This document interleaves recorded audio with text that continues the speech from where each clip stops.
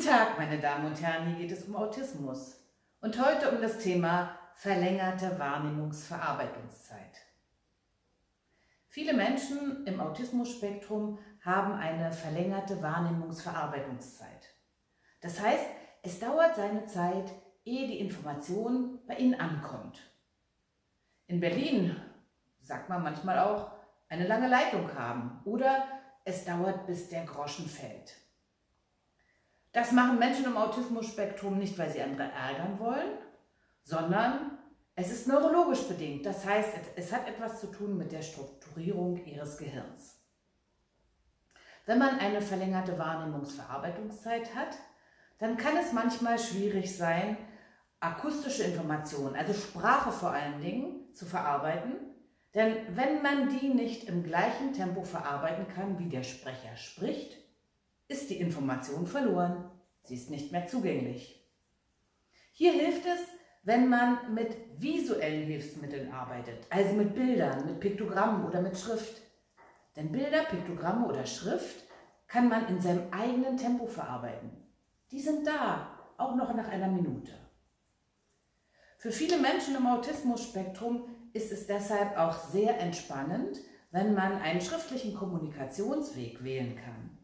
Sich zum Beispiel per E-Mail oder per Telegram oder WhatsApp verständigt.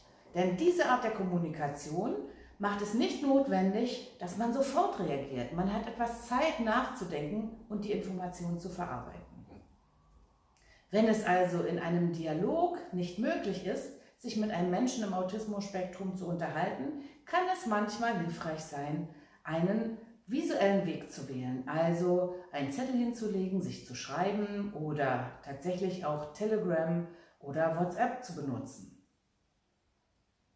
Wenn jemand langsam ist in der Wahrnehmungsverarbeitung, dann kann es auch sein, dass ich zu ihm hingehe und sage, möchtest du mitkommen einkaufen? Und er sagt ja.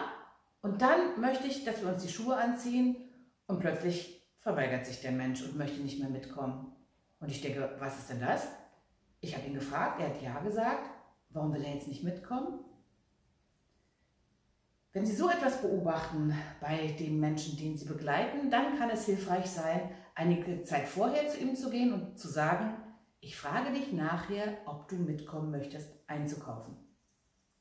Und dann nach 10 oder 20 Minuten wieder hinzugehen und zu sagen, möchtest du mitkommen, einkaufen?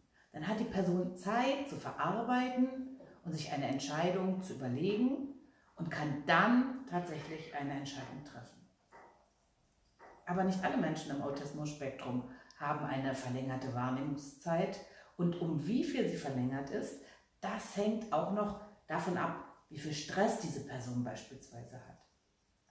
Aber überhaupt wissen Sie, nichts ist unmöglich. Autismus.